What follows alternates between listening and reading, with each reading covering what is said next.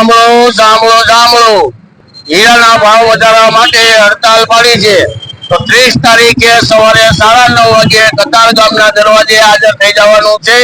સભી કારીગરને કોઈ કામે જવાનું નથી। સાંભળો સાંભળો સાંભળો।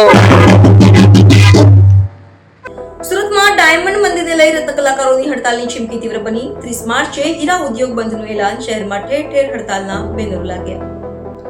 સુરતના હીરા ઉદ્યોગમાં મંદીનો માહોલ ઘેરો બન્યો છે। રત્ન કલાકારોએ 30 માર્ચે ઉદ્યોગ બંધ અને હડતાલનું એલાન કર્યું છે। ડાયમંડ વર્કર યુનિયન ગુજરાતે વરાછા કતારગામ સહિતના વિસ્તારોમાં બેનર લગાવ્યા, જેમાં સરકાર પાસે આર્થિક સહાય, પગાર વધારો અને મજૂરીના એક સમાન ભાવની માંગ કરાઈ છે। છેલ્લા 2 વર્ષમાં નિકાસમાં $7,110 મિલિયન ઘટાડો થયો, જેનાથી રત્ન કલાકારો પરેશાન છે। મુખ્યમંત્રીએ 2 દિવસમાં એક્શન પ્લાનની વાત કરી હતી, પરંતુ હજુ કોઈ જાહેરાત થઈ નથી। હડતાલના 2 દિવસ બાકી છે અને રત્ન કલાકારો સરકાર તેમજ હીરા કંપનીઓ સામે લડવા તૈયાર છે। શું સરકાર સમયસર પગલાં લેશે એ જોવું રહ્યું। નમસ્કાર, મારું નામ છે Bhavesh Kak, diamond worker union vice president.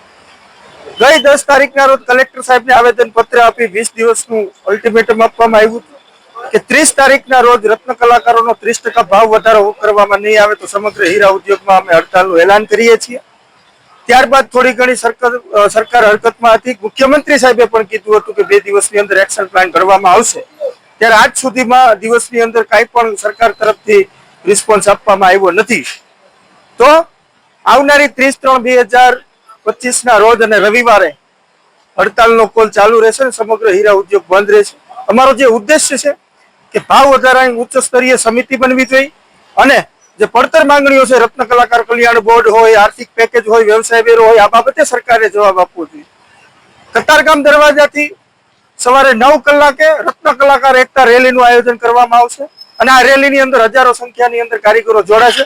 આપના માધ્યમથી રત્ન કલાકારોને આહવાન કરવા માંગુ છું કે આજે 10 વર્ષથી તમારો ભાવ વધતો નથી। આજે હંમેશા રત્ન કલાકારોનું જ્યારે મંદી આવે છે ત્યારે શોષણ કરવામાં આવે છે અને ભાવ ઘટાડી દેવામાં આવે છે।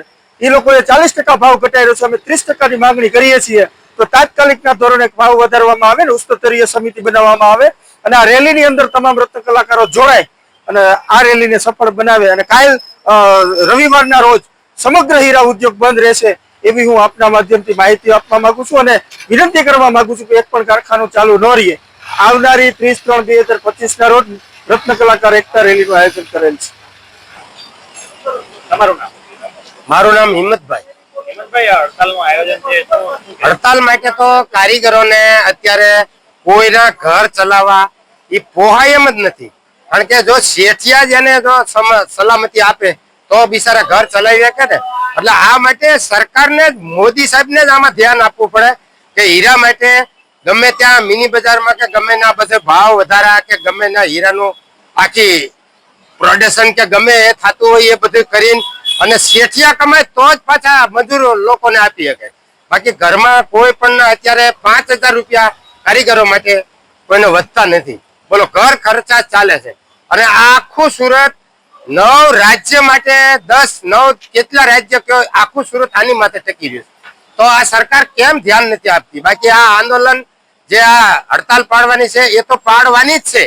અમે એક કારીગર તરીકે જ કહીએ છીએ કે રોજી રોટી મળે એવું માટે સરકારને ધ્યાન આપવું જ પડે। તો આમાં મોદી સાહેબ કેમ ધ્યાન નથી આપતા અને કેટલી તકલીફ પડે છે મજૂર લોકોને એ તમે જાણતા નથી। આમાં લોકો મરી પણ જાય છે। લ્યો, આમાં કેટલા માણસો મરી જાય છે સરકારને કઈ ખબર જ નથી કે કેટલા માણસો મરી જાય છે, કારણ કે કોઈને રોજી રોટી જ ન આપે તો કોઈ આત્મહત્યા કરીને બિચારા મરી જાય છે। એટલે આ માટે સરકારને ધ્યાન આપવું જ પડે અને જો આ હીરા માટે તો હીરાનો ધંધો આખી દુનિયાનો પહેલો નંબરનો ધંધો છે। આ માટે સરકારે જ એને ધ્યાન આપે ને હીરા ઉદ્યોગને। શેઠિયા કમાય એટલે કારીગરને આપવાના જ છે। બાકી જો શેઠિયાને જ સપોર્ટ નથી આપતા સરકારને આમાં પૂરેપૂરું, હું તો કહું છું મોદી સાહેબ આમાં ધ્યાન ફરજિયાત એને મારી મંજૂરી કહેજો। હું હિંમતભાઈ, રાજકોટ જિલ્લાનો ગુંદાળા ગામનો છું, એને એટલી વિનંતી કરું છું કે સરકાર આમાં ધ્યાન આપે તો જ આ સુરતને, આજે સુરત તમને ખબર છે પહેલા હીરામાં ફર્સ્ટ નંબરનું કહેવાતું હતું, અત્યારે આજે કેટલી મંદી ચાલે છે ખબર છે તમને? કારીગરોને કોઈને હીરા શેઠિયાને પોસાતા પણ નથી। તો આ માટે સરકારને ધ્યાન આપવું જ પડે કે હીરા વેચાય તો ઈવડા ઈ પાછા બિચારા મજૂરને આપે તો જ રોટી જોતી।